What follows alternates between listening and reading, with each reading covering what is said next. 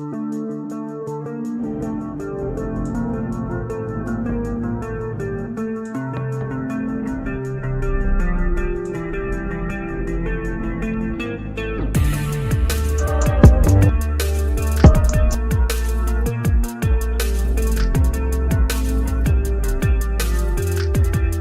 a 48 volt 20 amp hour battery, producing 1,000 watts of power to the rear brushless hub system. This bike does come with suspension components, has a front fork with adjustable dampering, as well as 2 rear shocks for comfortability over bumps and other terrain. Has a nice 60 centimeter extended seat that could easily fit 2 people, and as well as a larger seat, it also does come with foot pegs, so the person on the back can ride with safety and not have their feet dangling. It has some nice beefy 20 by 4 inch puncture resistant tires, accompanied hydraulic brakes in the front as well as the back. This is the handlebar point of view. On the left hand, you have your front brakes, as well as a light switch, a horn, a left and right signal indicators. In order to turn the bike on, you just press the power button, the light pops up. On the screen on the top, you have a battery gauge, your mile per hour, your levels of assistance, and your odometer.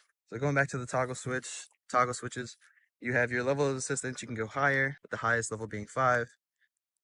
And you can also do other things like check your power output, your odometer, how many miles you've done on the trip, and your time. On the right side of the handlebars, you have a half twist throttle, as well as a 7-speed shifter and the rear brakes. This bike weighs 87 pounds and has a maximum payload of 330 pounds. All right, let's do the uphill test with the Jasion YR20. We're gonna do level 5 assistance halfway up, just pedal to get a speed, and then we're gonna pedal up the rest of the hill, then go down, and then do a top speed test going downhill.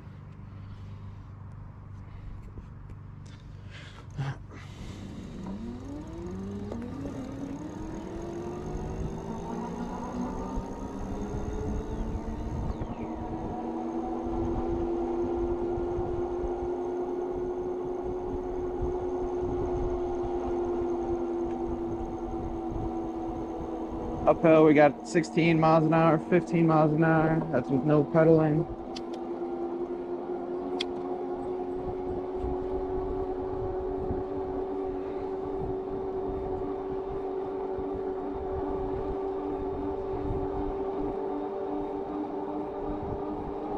Uphill with pedaling, we got around 19.5 miles an hour.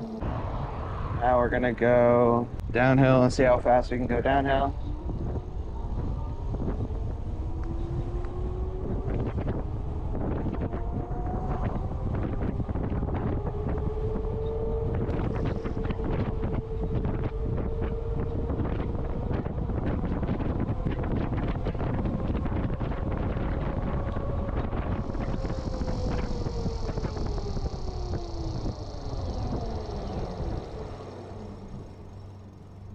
Downhill, we got around 36 miles an hour, which is pretty fast. All right, so let's do a little road test and kind of talk about some things I've noticed while riding this bike. I think the seat is very comfortable. I am 6 feet tall. The only thing I have noticed is that I need to sit a little bit farther back on the actual handlebars and the seat just to get a comfortable riding position, because if you sit super close up, you're kind of like right in the handlebars, which isn't a bad thing, but I'm just a taller guy with longer legs. So I sit a little bit farther back. Not a bad thing at all. This bike is meant to have 2 people because it has the pegs on the back to have another rider if you need that, with a 330 pound payload capacity. The bike does feel very smooth with these tires. They are 20 by 4 inch puncture resistant tires that grip the road really nice, but also they don't feel super abrasive on the road. They're very smooth. The pedals do take a little bit for them to kind of connect with the actual level of assistance, so you do need a couple of rotations in order to get the assistance to get going.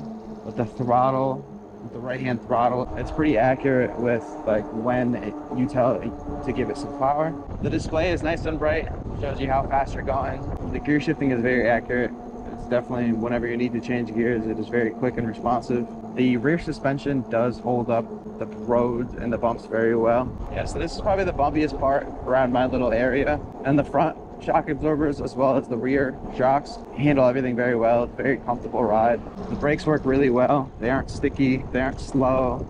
They stop you for exactly for when you need to get stopped. And the acceleration on this bike is actually really low too. If you're in level 5 assistance, you get up to about 25 miles an hour pretty quickly.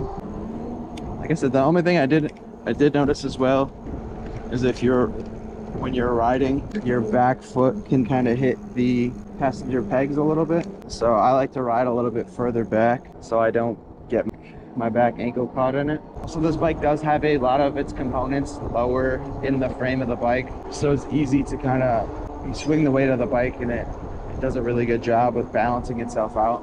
It's not top heavy at all, so you can take corners without really leaning too much. And overall, like I said, the acceleration it does really well. The brakes work really well.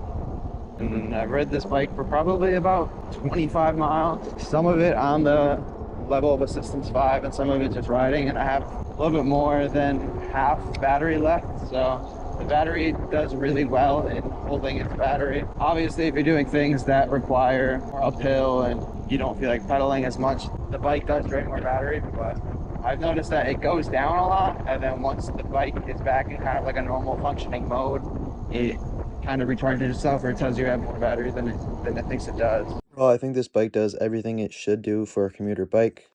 With the price point being $1,000, this thing has everything from speed, comfortability, good handling features, allowing you to do pretty much whatever you need to do for a commuter bike. But I would love to know what you guys think about this. As always, leave a like, comment, and subscribe. Easyheimer out.